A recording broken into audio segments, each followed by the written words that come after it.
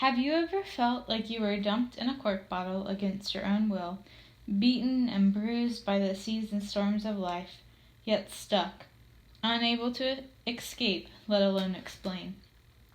This is a small glimpse of what life can be like for someone with chronic illness. Affecting 6 out of every 10 adults in the United States, chronic illness manifests both visibly and invisibly. Although, unfortunately for many, including myself, it is a very lonely road, often full of harsh criticism and isolation from doctors, nurses, even friends and family members, whether intentional or not. Thus, I would like to take the opportunity to shed some light, not for pity, but so others may have a glimpse of our world. Battling with various health issues throughout my childhood, it felt as though I was always met with more questions than answers.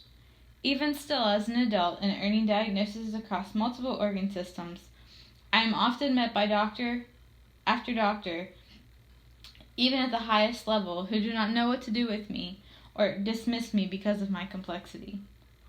Running a never-ending slew of tests and week after week in the hospital, it is no surprise when I have an anxiety attack when another phlebotomist walks in to draw more blood, or I come across nurses, ambulance drivers, or radiology techs that have taken care of me before. "Oh, you're back again," they say, referring to room 833 as my home. Very few understand my world of EpiPens and tubes without food, nor do I have the energy to explain, especially when they ask me, "Alicia, how are you today?" I hate to lie, I really do, although no one likes to hear I'm getting worse or my endless complaints of what hurts. Thus my answer remains, I am okay. Forced to face life merely moment by moment, the organization and daily rhythms have gone out the window along with plans, or those which I am constantly having to cancel because I was up all night in pain or because my body won't cooperate.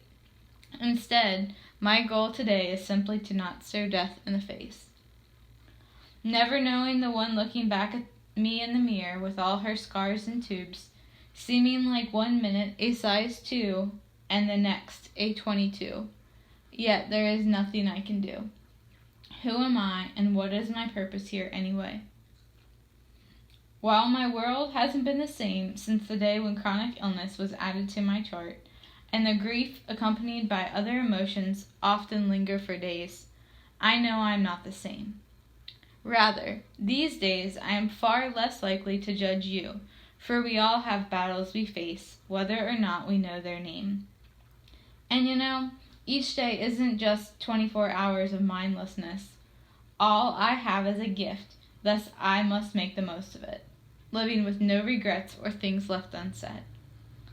Offering up my weakness, I must rely upon Him. Together my cross we bear. Even still, I would never, ever wish chronic illness upon anyone. Yet, if that's you too, know you're not alone.